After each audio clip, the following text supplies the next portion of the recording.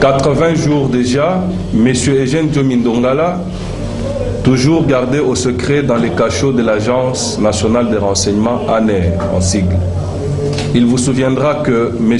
Eugène Diommi Ndongala, résident national du parti politique d'opposition Démocratie chrétienne, DC en sigle, et député national élu de la circonscription de la Funa, dans la ville-province de Kinshasa, et fondateur de la majorité présidentielle populaire, MPP en sigle, une plateforme qui soutient M. Etienne Tshisekedi comme président élu en République démocratique du Congo, a été enlevé depuis le 27 juin 2012 et séquestré dans un lieu secret. Plusieurs versions ont circulé sur les circonstances de son enlèvement, mais après investigation fouillée, il apparaît que M. Eugène Diommi Ndongala, lorsqu'il fut enlevé, a été amené sous haute surveillance par les services spéciaux de la République démocratique du Congo auprès du conseiller spécial du chef de l'État dans la nuit du 27 au 28 juillet 2012, où il a été soumis à un interrogatoire serré de la part du lieutenant-colonel Tumba et de M.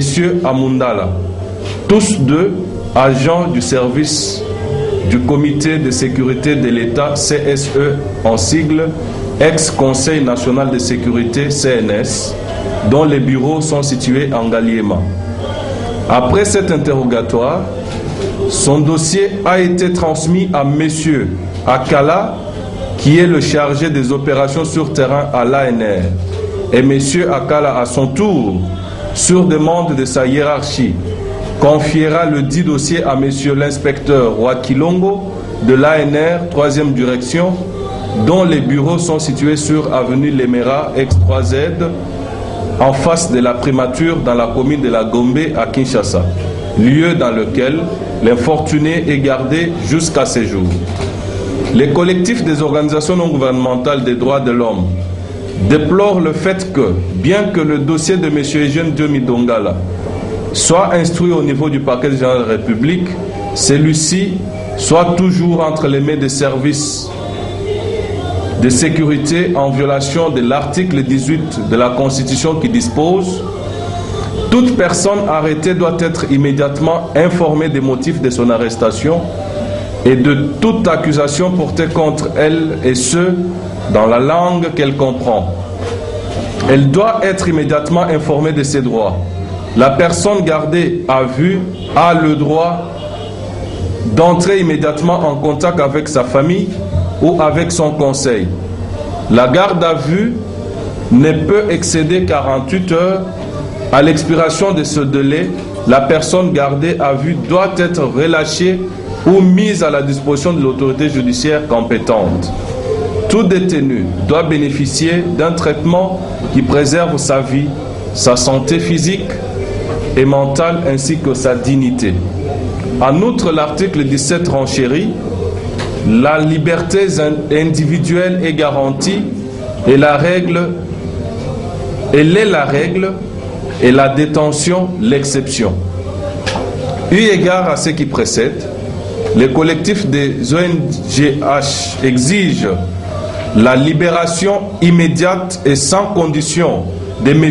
Eugène Diommi Ndongala ou son transfert devant l'autorité judiciaire compétente au cas où des faits infractionnels seraient retenus contre sa personne.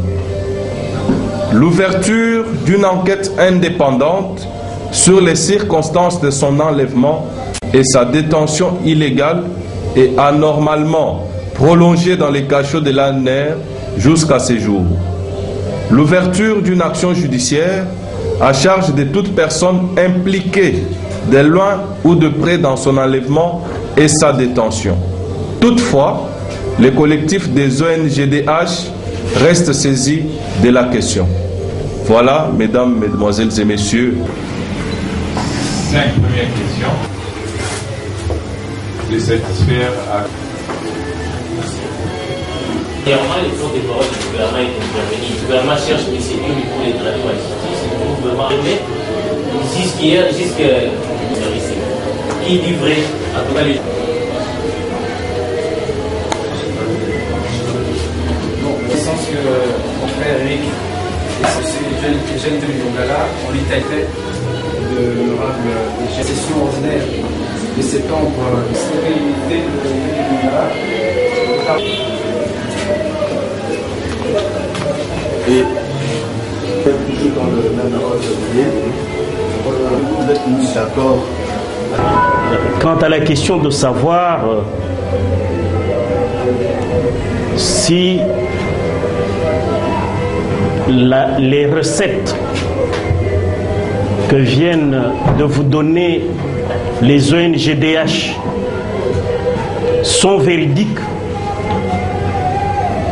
j'ai l'avantage en tant que conseil du parti politique démocratie chrétienne et de la famille de l'honorable Théomin Dongala de vous dire ou de vous informer qu'il y a de cela plus de 3 semaines, j'ai adressé une lettre au ministre de l'Intérieur et à l'administrateur général de l'ANR pour me permettre, en tant que conseil de M. Théomin Dongala,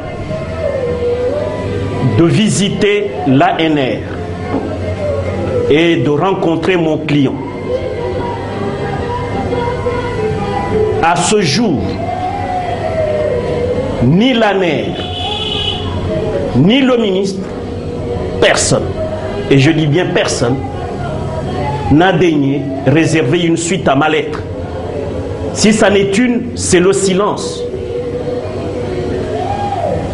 Quant à dire que le porte-parole du gouvernement a porté un démenti, je me dis, si dans ce pays, comme état de droit,